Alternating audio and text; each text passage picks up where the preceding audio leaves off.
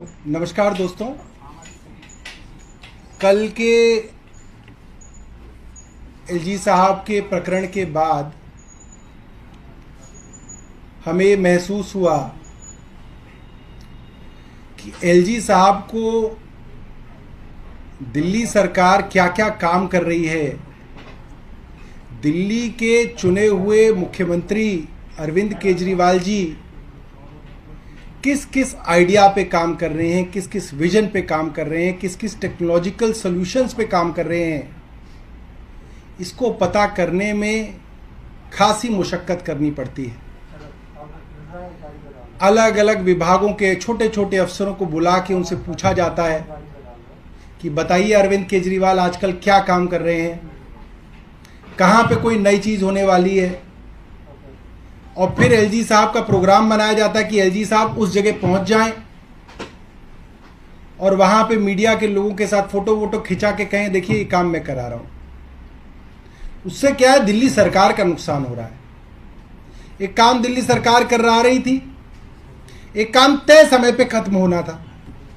LG साहब ने कल जहां गए सप्लीमेंट्री ड्रेन पे इतना दबाव बनाया अफसरों के ऊपर कि एलजी साहब आ रहे हैं, एलजी साहब आ रहे हैं। कहीं सौरभ भारद्वाज पहले ना आ जाए, एलजी साहब को जल्दी जाना है उससे। कहीं मुख्यमंत्री केजरीवाल जी ना आके इनॉग्रेट कर दें। तो जो फ्लोटिंग वेटलैंड बनाई गई जिसके अंदर बंबू यानी कि बांस की एक फ्लोटिंग वेटलैंड बनाई जाती है बांस का इस्तेमाल करके, और उसके अंदर तैरते हुए पौधे लगाए जाते हैं ताकि उन पौधों की जो जड़ होती है वो पानी के अंदर डूबी रहे और वो जो जड़ें हैं वो न्यूट्रिएंट्स के रूप में उस पानी के अंदर जो इम्प्योरिटी है उसको अपने अंदर एब्जॉर्ब कर ले और पानी को साफ कर दें। ये एक साइंटिफिक तरीका, एक वैज्ञानिक तरीका है। अब एलजी साहब की वजह से अफसरों ने वो पौधे प्लास्टिक की थैलियों समेत उस वेटलैंड में लगा दिए। एलजी साहब ने ट्वीट किया है, उनके ट्विटर के हैंडल को आप देखिएगा, उस फोटो को जूम करके देखिएगा, उसके अंदर जो काले रंग की थैलियां हैं उन पौधों के साथ जो है वो पानी में झूल रही हैं। वो पौधे भी मर जाएंगे, पानी और गंदा हो जाएगा क्योंकि उसकी मिट्टी और थैली जो है उस पानी में और उस नाले में जाएगी, और ये पैसे का भी नुकसान होगा और इससे कोई फायदा नहीं होगा। ये एक साइंटिफिक प्रोसेस था। तो हमें लगा एलजी साहब की थोड़ी हम मदद कर दें, हम बता देते हैं कि कहां कहां पे भी अरविंद केजरीवाल जी के प्रोजेक्ट चल रहे हैं, अच्छे चल रहे हैं, और एलजी साहब वहां जाएं और क्रेडिट ले लें। क्योंकि अरविंद केजरीवाल जी को तो हम तभी बुलाएंगे जब वो पूरा हो जाएगा काम। जब हम संतुष्ट हो जाएंगे काम पूरा हो गया तो केजरीवाल जी जाएंगे, एलजी साहब जाके थोड़ा फोटो वोटो खिंचा लें, क्रेडिट ले लें, हमें इसमें कोई दिक्कत नहीं है। मैं पूरी लिस्ट लाया हूं एलजी साहब के लिए। एक तो कुछ बस डिपो बन रहे हैं हमारे नरेला में, 10 एकड़ का बस डिपो बन रहा है, वहां एलजी साहब जाके रेबन वेबन काट सकते हैं। सावड़ा घेड़ा में, कापासेड़ा में, ईस्ट विनोदनगर में, यहां पे बस डिपो बन रहे हैं। एलजी साहब जाएं, हमारी योजना है, ट्रांसपोर्ट डिपार्टमेंट करने वाला है, वहां पे वो फाउंडेशन स्टोन ले कर सकते हैं, जाके नींव का पत्थर लगा दें, अपना नाम कर लें कि एलजी साहब करा रहे हैं, हमें कोई दिक्कत नहीं, एलजी साहब वहां जा सकते हैं। 100 इलेक्ट्रिक बसें दिल्ली सरकार 1 महीने में शुरू करने वाली है, जिनको मोहल्ला बस कहा जाएगा। एलजी साहब जाएं, वो बसें अभी होंगी कहीं किसी डिपो में खड़ी होंगी, वहां पे उसको हरी झंडी दिखा दें, एलजी साहब को क्रेडिट मिल जाएगा, क्रेडिट ले लें, हमें कोई दिक्कत नहीं है उसके लिए। करीब 20 मोहल्ला क्लिनिक हमारे तैयार हैं अलग अलग इलाकों में, बवाना में, आदि में। एलजी साहब जाएं, वहां पे फीता काट दें, क्योंकि हो सकता है अरविंद केजरीवाल जी कुछ दिनों बाद वहां पे फीता काटने जाएं, तो एलजी साहब पहले ही जाके वहां पे फीता काट दें। फिर मुझे आतिशी से पता चला है, मैं एलजी साहब के विषय में बता दूं, आतिशी से मुझे पता चला है कि वो आईपी यूनिवर्सिटी के पूर्वी दिल्ली के कैंपस के अंदर जाने वाली हैं, और मैं समय भी बता सकता हूं, वो बृहस्पतिवार को जा रही हैं। तो आज सोमवार है, तो एलजी साहब चाहें तो मंगल बुध में ये काम कर दें, तो फिर आतिशी क्या करेंगी? फिर तो एलजी साहब के नाम हो जाएगा वो कैंपस। एलजी साहब मंगल बुध में वहां पे जाके वो क्रेडिट जो है पूरे कैंपस का ले सकते हैं। इसके अलावा एलजी साहब और कई जगह हैं जहां पे जाके वो क्रेडिट ले पाएंगे। कोंडली के अंदर घड़ौली में एक स्कूल बिल्डिंग बन रही है, 100 कमरे बने हैं, वहां पे एलजी साहब जा सकते हैं। मुझे पता चला अभी आतिशी के पास समय नहीं है तो वो कई हफ्ते तक वहां जा नहीं पाएंगी, तो अगर एलजी साहब पहले पहुंच जाएंगे तो उनकी फोटोज बिल्डिंग के साथ छप जाएगी और दिल्ली की जनता को लगेगा कि एलजी साहब ने वो स्कूल की बिल्डिंग बनवाई है। मुख्यमंत्री जी से समय मांगा गया है जोगाबाई सर्वोदय स्कूल के लिए, और दिल्ली टेक्निकल यूनिवर्सिटी के 2 ब्लॉक्स बन के तैयार है, मुख्यमंत्री जी जा नहीं पा रहे हैं। इनॉग्रेशन का समय मांगा हुआ है, तो अगर मुख्यमंत्री जी के इनॉग्रेशन से पहले किसी दिन चुपचाप एलजी साहब एजुकेशन डिपार्टमेंट के अफसरों को बुला ले और वहां हो आए, तो लोगों को यह लगेगा कि डीटीयू के 2 ब्लॉक जो है वो एलजी साहब ने बनाए और एलजी साहब इसका क्रेडिट ले ले। ये तो बहुत आसान काम है क्रेडिट लेना, आपको जाके फोटो ही तो खिंचाना है वहां पे खिंचाना है, टोपी वोपी पहनना है इंजीनियर वाला। क्योंकि देखिए आप इंजीनियरिंग प्रोजेक्ट में जाएंगे, आप इंजीनियरिंग की डिग्री को माने या ना माने, मगर इंजीनियर की जगह टोपी जो है इंजीनियर वाली सफेद रंग की वो जरूर लगाते हैं। एलजी साहब भी लगाते हैं, मैंने देखा, क्योंकि अच्छा महसूस होता है, ऐसा लगता है सब इंजीनियर्स के बीच में हम भी इंजीनियर हैं।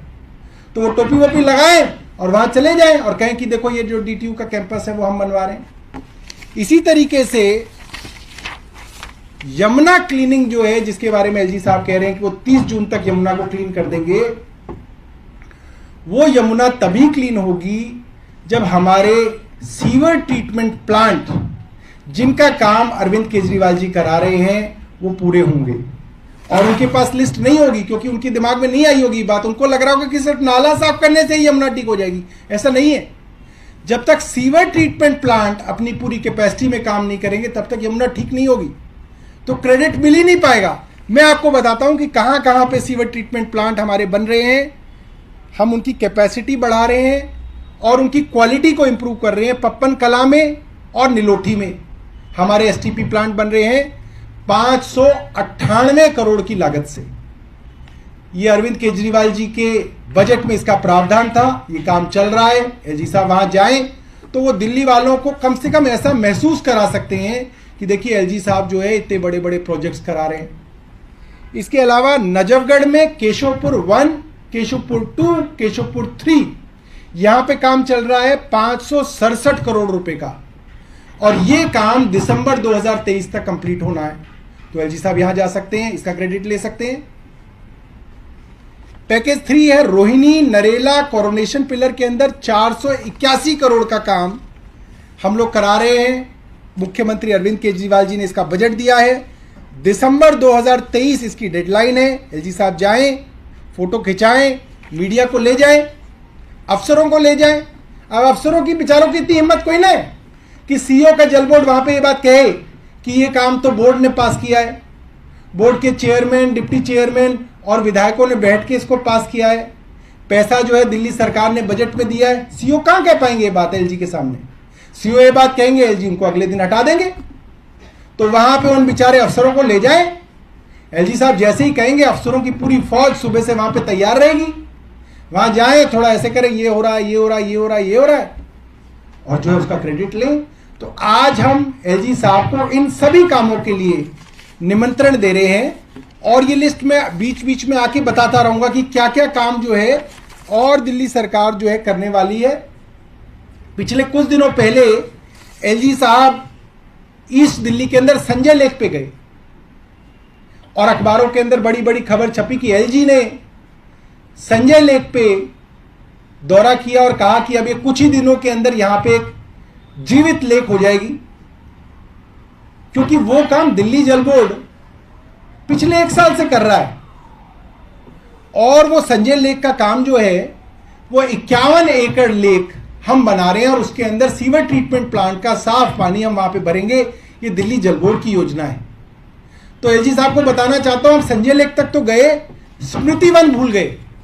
वहीं डीडीए का एक और स्मृति वन भी है, उसमें भी दिल्ली जल बोर्ड काम कर रहा है। वहां पे भी उसी तरीके से हम लोग जमीन एक्सकेवेट करके एक लेक बना रहे हैं, उसके अंदर पानी भरा जाएगा और वो दिल्ली जल बोर्ड द्वारा जो काम करा जा रहा है, एलजी साहब चाहें, एलजी साहब के पास बहुत समय है, क्योंकि एलजी साहब को वो काम करवाना नहीं है, उसका प्रपोजल नहीं बनवाना, उसका टेंडर नहीं लगवाना, उसका बजट एस्टीमेट नहीं बनवाना, उसके बजट का प्रावधान नहीं कराना, उसमें कुछ नहीं करना। एलजी साहब को सिर्फ चलते हुए काम में जाके सिर्फ फोटो खिंचाना है। तो ये काम तो बहुत सरल है, बड़ा आसान है। हम लिस्ट दे रहे हैं, एलजी साहब जाएं और इन सब कामों का क्रेडिट ले लें। हम जो है उनको इनवाइट कर रहे हैं और आप मीडिया वालों को भी कह रहे हैं कि आप खूब जाइए उनके यहाँ और उनको क्रेडिट लेने के अंदर मदद कीजिए। बहुत बहुत धन्यवाद। लेकिन इस मामले में जैसे अधिकारी सारे उनके साथ जाते हैं तो आपको नहीं लगता कि ये सारी सब काम में तेजी आती है, जैसा उनका कहना है? हम बता तो रहे तेजी आती है, क्यों नहीं आती है? अरे भाई, फ्लोटिंग वेटलैंड में पॉलिथीन सहित उन्होंने 1000 पौधे लगा दिए। आप उसको जूम करके तो देखिए, नीचे काले रंग की प्लास्टिक की थैली है, उसके अंदर मिट्टी भरी हुई है, उसके अंदर वो पौधा जो है नाले के अंदर तैर रहा है। ऐसा काम करा रहे हैं एलजी साहब, क्योंकि एलजी साहब को पता ही नहीं है ना कि ये काम क्यों कराया जा रहा था, इसके पीछे क्या साइंटिफिक प्रोसेस था, क्या डिस्कशन हुई, क्या उससे उपलब्ध होगा, उनको मालूम ही नहीं है। तो जबरदस्ती अफसरों के ऊपर दबाव बनाया जाता है कि आप करिए, नहीं तो किसी ना किसी कारण पे आप अफसर को सस्पेंड कर देंगे। ये आपके हाथ में है, आपको अच्छा लगे तो आप कह देंगे ठीक है, आपको बुरा लगे तो आप कह देंगे सस्पेंड कर दो इसके अंदर अफसर। ये तो एलजी साहब जो है सर्विसेज जो है होने का फायदा उठा रहे हैं कि सारे जो ट्रांसफर हैं, पोस्टिंग है, सस्पेंशन है, ये सब एलजी साहब के पास है, इसका फायदा उठा रहे हैं, इसलिए सब जो है काम जो है इस तरीके से करा रहे हैं। और ये जल्दबाजी के जो काम करा रहे हैं, मैं आपको आज ऑन रिकॉर्ड बता रहा हूं, एज ए मिनिस्टर बता रहा हूं ये बात, इस जल्दबाजी के काम में कई सारे काम गैर कानूनी भी हो रहे हैं और बड़े काम गैर कानूनी हो रहे हैं।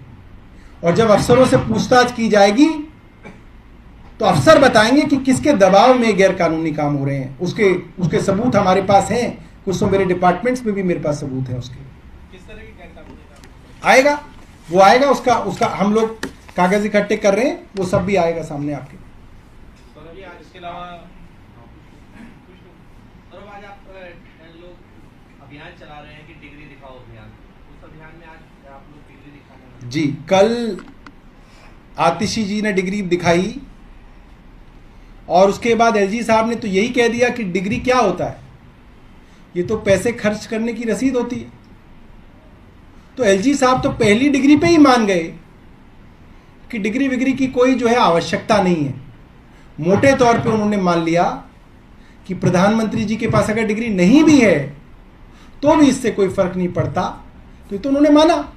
मगर मुझे ये नहीं पता कि ये पैसे खर्च करके डिग्री कहाँ पे मिलती है, ये एलजी साहब बताएंगे हमें, क्योंकि हम तो ये मानते थे कि एग्जाम देने पे डिग्री मिलती है, और अगर पैसे खर्च करने पे डिग्री मिलती है तो वही तो पूरा का पूरा विवाद है कि कहाँ पे पैसा खर्च करके किस मंत्री, मुख्यमंत्री और प्रधानमंत्री ने जो है इस डिग्री का जुगाड़ किया था। और इसीलिए तो नहीं कि यूनिवर्सिटियां घबरा रही हैं कि इस डिग्री की डिटेल कहाँ से बताएं, क्योंकि पैसे खर्च करके वो डिग्री उपलब्ध कराई गई है, जैसा एलजी साहब ने बताया है। और कोई आज हमारी तरफ से जो है कोई ना कोई हमारे जो है वरिष्ठ नेता जो है अपनी डिग्री लेके आप मीडिया वालों के सामने जो है उपस्थित होंगे और उनकी डिग्री देखना आप डिग्री का मुद्दा उठा रहे हैं, लेकिन इसमें पार्टियों की अलग-अलग राय सामने आ रही है। शरद पवार की बात करें तो उनका बयान है कि किसी का अपना राजनीतिक मुद्दा हो सकता है। देखिए, शरद पवार जी का बयान मैंने पढ़ा और उन्होंने क्या कहा, उन्होंने कहा कि आज देश में सबसे बड़े मुद्दे क्या हैं, महंगाई है, बेरोजगारी है, गरीबी है, किसानों के मुद्दे हैं। वो ये बात ठीक कह रहे हैं, ये इतने बड़े बड़े मुद्दे इसीलिए हैं क्योंकि इन मुद्दों को हल करने वाला जो हमारा नेता है, जो हमारे प्रधानमंत्री हैं, आज उनकी योग्यता के ऊपर संदेह उठाया जा रहा है। आज उनकी योग्यता के ऊपर प्रश्न लगाया जा रहा है कि क्या प्रधानमंत्री जी की डिग्री असली है, ये संदेह उठाया जा रहा है। और इसीलिए आज देश के अंदर ये बड़ी बड़ी समस्याएं जो है वो खत्म नहीं हो रही हैं।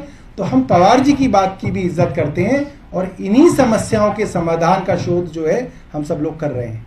सर, स्वास्थ्य विभाग अलर्ट पर है, आने वाले दिनों में आपने कहा कोरोना के मामले बढ़ सकते हैं, तो क्या रिपोर्ट कह रही है उसके बारे में बता दें। जो केंद्रीय स्वास्थ्य मंत्री जी के साथ पिछले शुक्रवार को सभी राज्यों के स्वास्थ्य मंत्रियों की बैठक हुई, उसमें कोरोना के एक वेरिएंट के बारे में चर्चा हुई, XBB.1.16, जो कि सबसे ज़्यादा प्रचलित वेरिएंट है, जिसके बारे में वहाँ पे जो मौजूद एक्सपर्ट्स थे उन्होंने बताया कि ये सीवियर नहीं है और इससे घबराने की, चिंता करने की ज़रूरत नहीं है। हम लोग दिल्ली के अंदर हर एक पॉजिटिव केस की जीनोम सीक्वेंसिंग करा रहे हैं और लगातार दिख रहे हैं कि कोई ऐसा वेरिएंट ना आ जाए जो सीवियर हो सकता है। अभी तक की जीनोम सीक्वेंसिंग के रिजल्ट्स में मोटे तौर पे ये वेरिएंट या इसी के सब वेरिएंट जो है वो दिल्ली में प्रचलित लग रहे हैं, जिनसे एक सामान्य स्वस्थ आदमी को जो है चिंता करने की ज़रूरत नहीं है।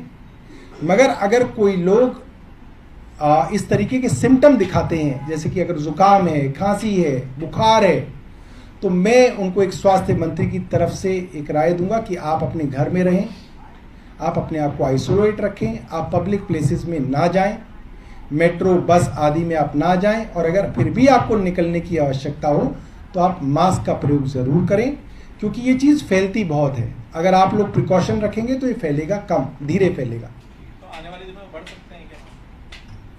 जिस तरीके का वायरस का ट्रेंड रहता है, ये वायरस के मामले बढ़ते हैं, फिर प्लेटो करते हैं, फिर धीरे धीरे कम होते हैं। अभी दिल्ली बढ़त पे है। कई राज्यों ने मास्क को भीड़ भाड़ वाले इलाकों में मैंडेटरी कर दिया है, क्या दिल्ली में ऐसा कोई विचार है आप लोगों का? हमने सेंट्रल गवर्नमेंट से पूछा था, उस मीटिंग में भी पूछा था, और हमने उनको कहा है कि हम आपके द्वारा दी गई एडवाइजरी को 100% एज अ स्टेट फॉलो करेंगे, क्योंकि सेंटर के ज़्यादातर अधिकारी दिल्ली में ही बैठते हैं, दिल्ली को अधिक मॉनिटरिंग भी करते हैं, उनके पास ज़्यादा संसाधन है। हमने उनसे कहा जैसे ही आपको इस चीज़ की ज़रूरत महसूस हो आप हमें बताइए, हम तुरंत जो है उन प्रिकॉशंस को इम्प्लीमेंट कर देंगे।